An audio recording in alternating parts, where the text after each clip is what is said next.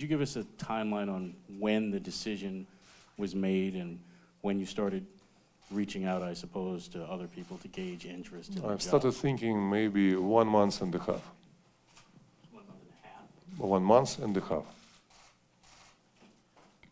Please raise your hand if you want to ask a question. Thank you. We'll try to get to as many as possible. Hi, Mr. Prokhorov. Andy Vasquez with the Bergen Record. Right now, you guys don't have a general manager in place. Who is making basketball decisions in the case someone were to call you to offer a trade? We have assistant GM Frank Zanin, and all the teams know who to call. And if he needs me, I will just contact with him every day. So no problem. Alex Raskin, Wall Street Journal. There have been reports that Billy King would be involved in the search for a new GM. How involved will he be, and is that report true? He can send me any of his idea as a friend, but for the time being, it's not his job for the time being, and his position for the time being is under discussion. Mikhail, when you look at the state of the Mike Mazzio from ESPN, when you look at the state of the franchise with no picks and lack of talent, what is the plan going forward to fix things?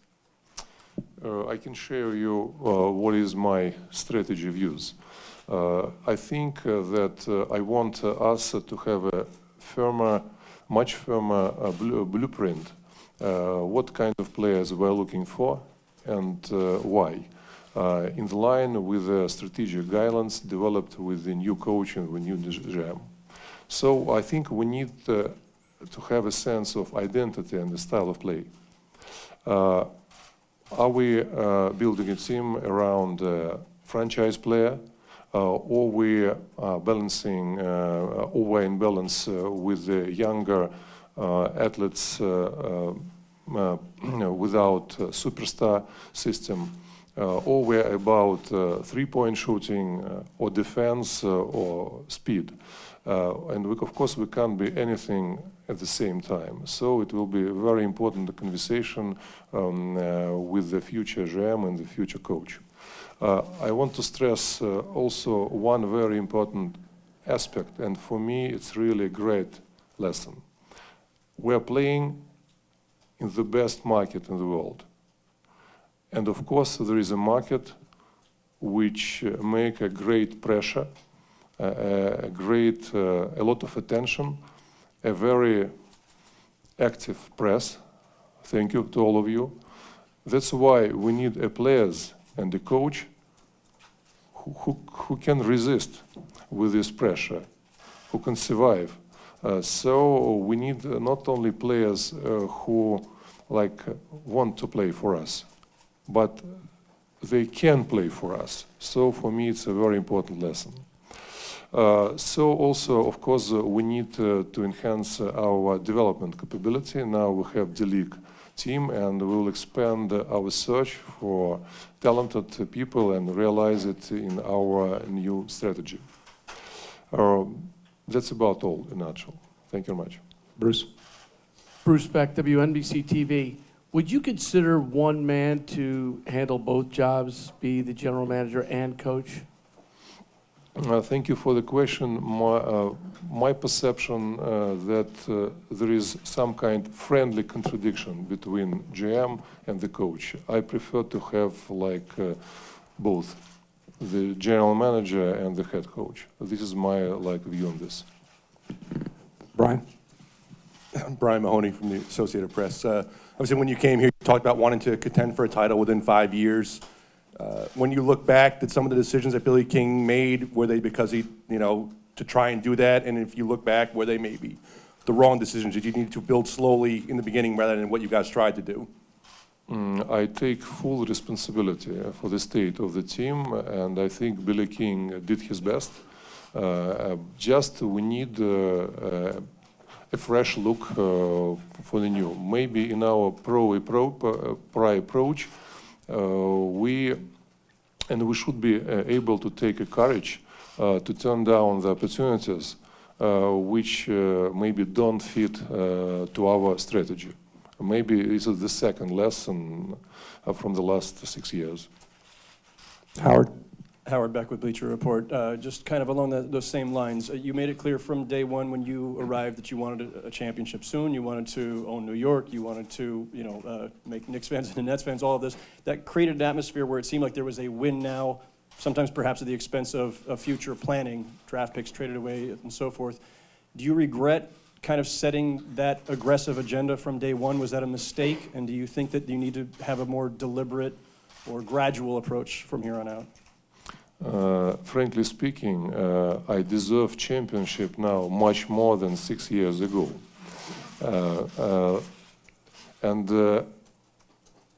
I think we have been really bold, and we did our best in order to reach championship. I still believe with some luck, our results might have been more promising. But I'll do my best to make us a championship team.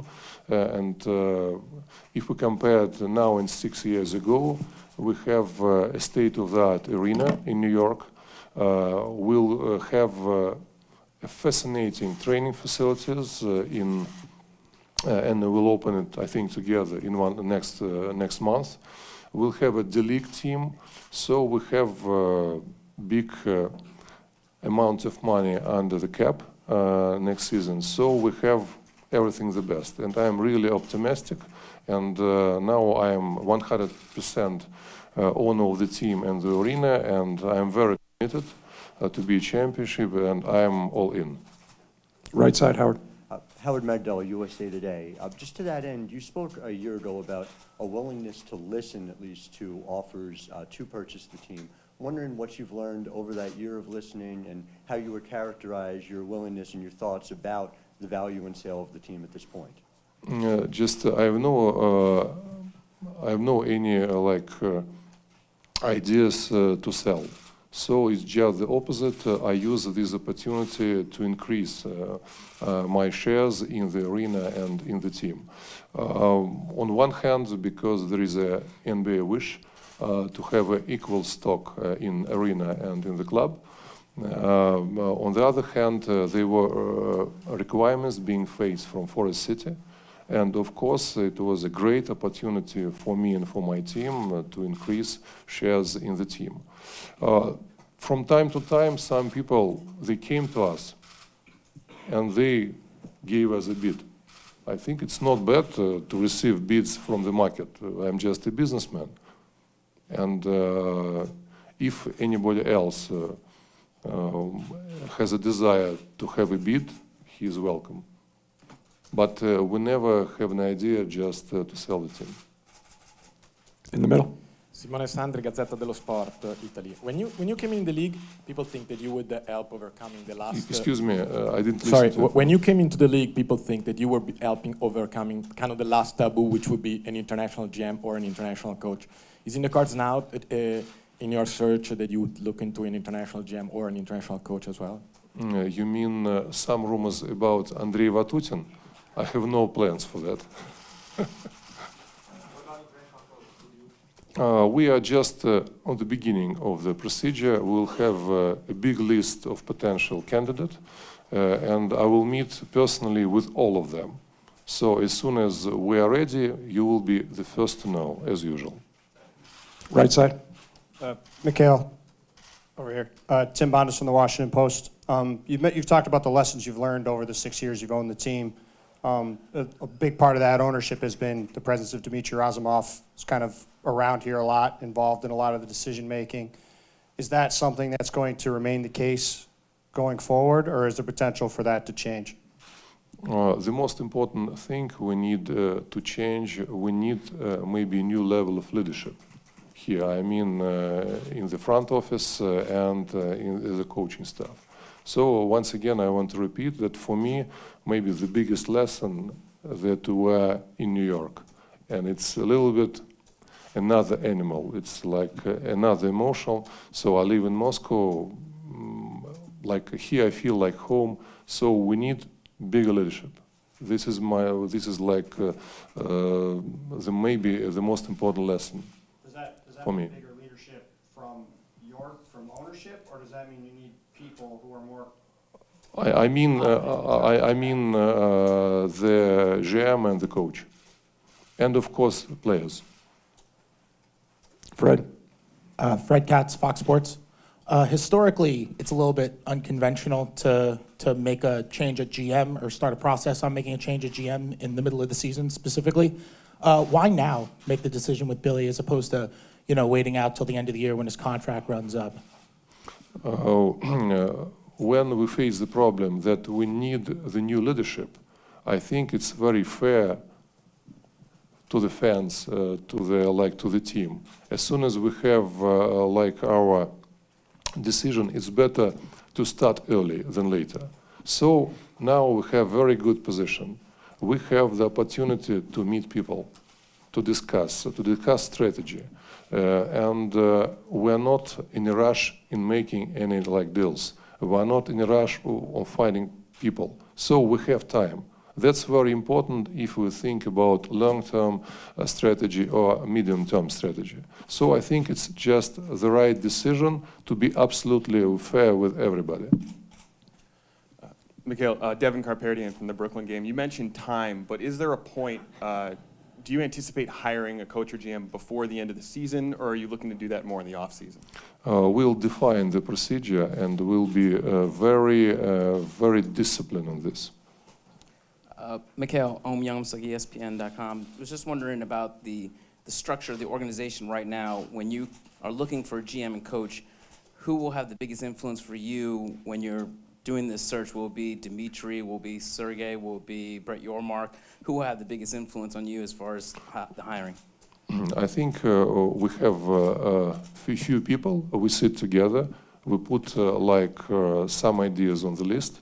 It's not secret that a lot of people calling now to our office, and some people, they express their desire to work. And so we have, I think, a long list, and we put together, for us, what is important, that to this position need to fit our strategy. This is very important. So it takes time. That's why I don't want to be in a hurry. Mark Herman from Newsday.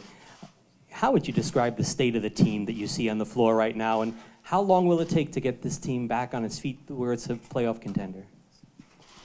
We had our playoffs 3 times in a row. So sometimes you're faced with a problem for a small reset. I'm sure from the next season we'll be, I hope, championship contender. Far right. Miguel, Daryl Joyner, Pix 11. There's been speculation that John Calipari is tops on your list. Is this someone that you will look at as far as the next coach and possibly GM? And Coach Cal is a great coach, but we won't be discussing today on any name because it's the first day of our new approach. So we're not in a hurry. We put a lot of names in the list. And as soon as we're ready, as soon as deal is fixed, you will be the first to know. Andy Vasquez with the Bergen Record. Mr. Prokhorov, whoever you hire as your next coach will be the 6th coach you've had in the 4 seasons in Brooklyn. How can you make sure that this person feels secure in their job? But actually, we let only 2 coaches go because PJ Carlissimo, he was acting head coach, and Jason Kidd, he left by himself. So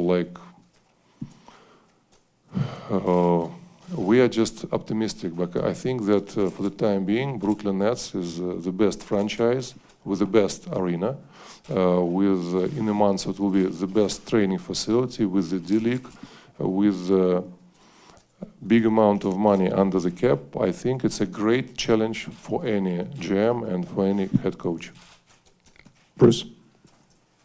Mikhail, will you be spending more time here in the U.S., in Brooklyn? Is it important that you're less of an absentee owner and more of a owner on hand?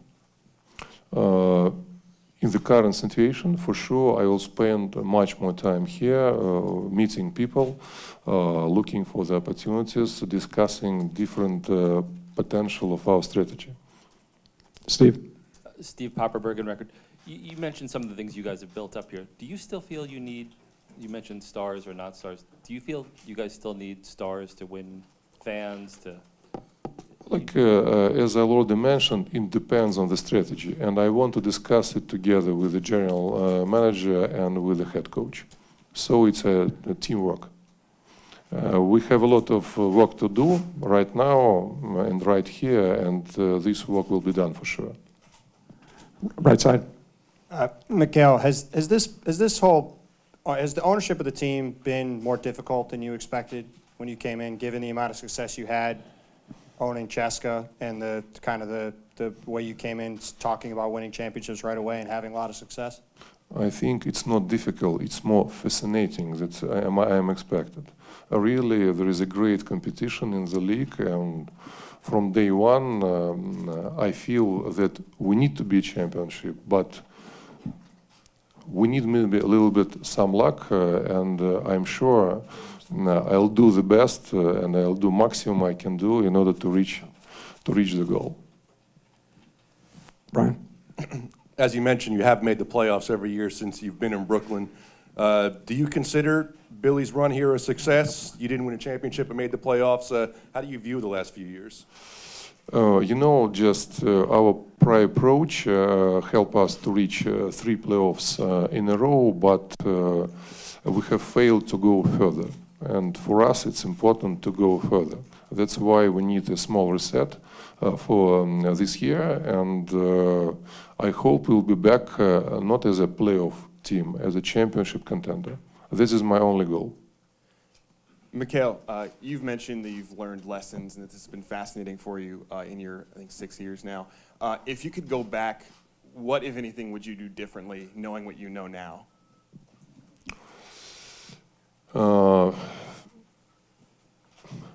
You know, like, I don't like to analyze mistakes and lesson in public.